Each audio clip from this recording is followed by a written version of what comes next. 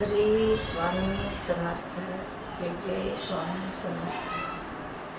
तर बघा, श्री स्वामी समर्थ. मी तर 3 ते 4 वर्षापासून येते, पण मला जे आलेले अनुभव, माझ्या पहिल्या धाकट्या मुलीचं अजिबात मागणंच नव्हते, आणि मागणे आले तर ते येऊन बघून जायचे. शेवटी दादांकडं मी अशा ओळखीच्या बाईकडनं मी इथं आले. इथं आल्यानंतर मला 2 वेळेला का 3 वेळेला यावं लागलं. फक्त तिसऱ्यांदा माझ्या मुलीचं लग्न ठरलं. आज ती बारामतीत नांदत आहे. खूप सुखी समाधानाने आहे. पण तिच्या घरी सुद्धा देवधर्म हा काही प्रकार पाळत नाही. तरी सुद्धा स्वामींचं नाव घेऊन ती आज तिथंच राहते. शेवटी मुलाच्या लग्नाकडे मी लक्ष घातलं. मुलाचे 2 वर्ष झाले तरी मी खेट्या घालून तरी मुलाचं जमेना. शेवटी कंटाळले. स्वामींना म्हणले, शेवटी मला तरी काहीतरी करा, किंवा माझ्यासमोर माझ्या बाळाचं लग्न. मला एकुलता एक मुलगा आहे. खूप सोन्यासारखा आहे तो, खूप ऐकणार आहे. मी स्वामींकडे आले. दादांनी मला बरेच उपाय सांगितले. त्यातूनही प्रगती काय होईना. शेवटी दादांनी एक पूजा दिली.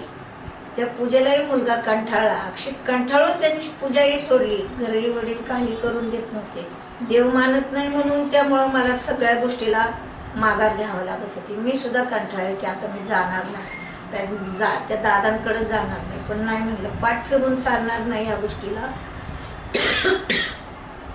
माझ्या मुलाला घेऊन शेवटी म्हणलं, नाही बाळा, आपण पुढं पुढं बघायचं नाही. काय होईल ते होईल, पण दादांकडे जाऊन ह्या तुझ्या लग्नाचा. तुझं वय होत आलं.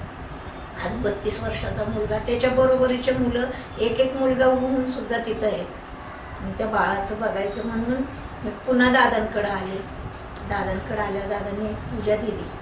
पूजा घेऊन शेवटी मी फोटोही नेला. फोटोही जिद्द म्हणून इतकी जिद्द बांधली. काय नवरा हाकलं, फोटो फेकून देईल, काय करल ते करल, ही जिद्द बांधली. आणि आज मी फोटो तिथे लावलेला आहे. आज त्या फोटोमुळं मला इतकी प्रचिती आली.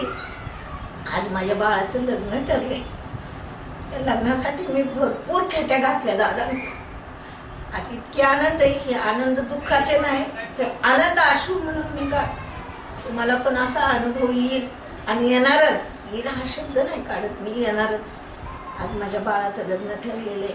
2 डिसेंबरला लग्न आहे. तुम्ही सर्वांनी या, अशी मी तुम्हाला आग्रहाची विनंती करते.